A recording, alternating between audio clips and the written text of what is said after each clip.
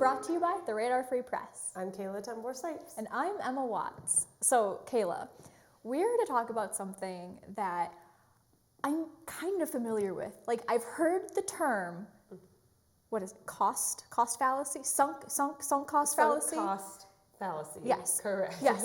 It took a little while, but I got there eventually. Yeah. So I've heard of this before. I feel like it was maybe like a home ec consumer's ed term that I learned. It could be. But I can't quite pinpoint what it is. So tell us, So what is it? Sunk cost fallacy is the phenomenon where you don't want to abandon a course of action because you've put so much investment and money into it. But it's not just about money. Actually, that term can be used for a lot of things in life. But for a second, let's talk about money. It often has to do with stocks. So if you've invested so much in stocks and then the stock goes down, it's failing. A lot of times people don't want to jump ship when they should because they think it's going to rebound. But if it's falling, jump ship before it hits the ground. So that's often where that term comes from, is financially, but it can deal with a lot of other stuff in life, like relationships. When you go to a movie, which also has to do with money actually, when you go to a movie, you pay for that ticket and maybe you go into the movie and you hate it, it's awful, it's a terrible movie. I've actually done that.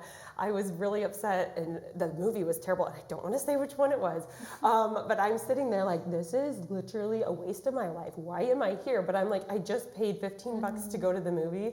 I'm not going to leave. And I could have done so much more with my life. If I would have just left, I could have gone grocery shopping. I could have done so much more and not wasted that time. But you don't want to waste that 15 bucks. So there's a lot of things in life that sunk cost fallacy have to deal with. So it's kind of a matter of you've committed yourself, but you don't really want to kind of admit that you have that loss. You don't want to kind of accept that. Yeah, that's a good way to say that. And it's a lot of times it has to do with relationships. Like somebody that you've been dating for 3 years, you've put so much effort into this relationship. If it's not going anywhere, jump ship. Like get out before you get married and then maybe divorced. Instead, break up and then find somebody else. And that sunk cost fallacy, it tricks your brain into thinking you have to stay there. Just like with those stocks. Like I have to stay because it's going to get better. The stocks are going to go up and I'm going to miss out on that when it goes up. No, just jump ship, make whatever money back you can and then put that money into a successful stock instead. Okay. So if someone happens to kind of fall victim to this sunk cost fallacy. I will get it right eventually.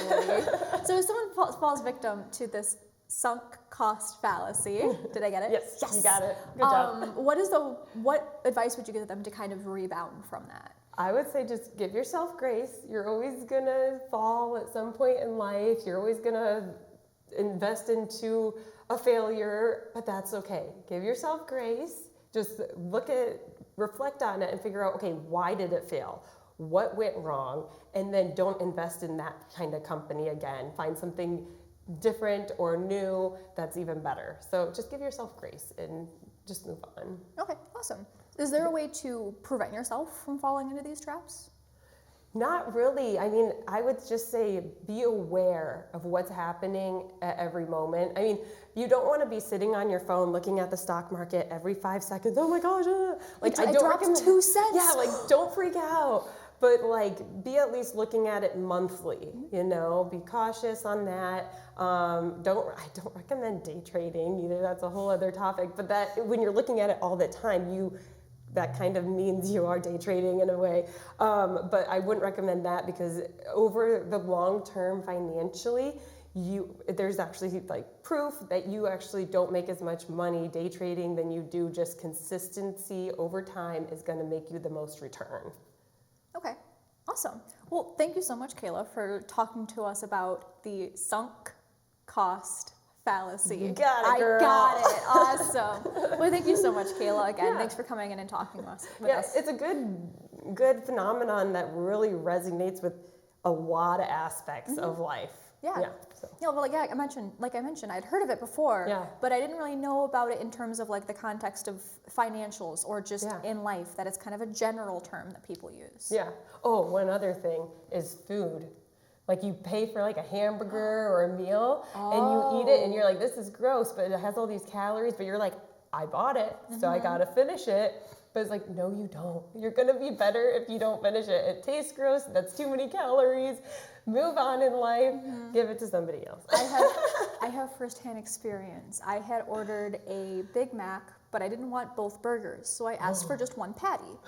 Well, they gave me a Big Mac with no burger whatsoever. So I took it home and I was like, oh, but I still spent the money. I'll just add some like sliced turkey on it.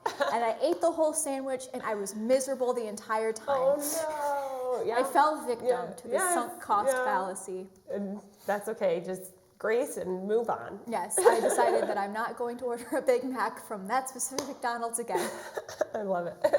Well, thanks again, Kayla. Of course. We'd also like to thank our production team for helping put these episodes on.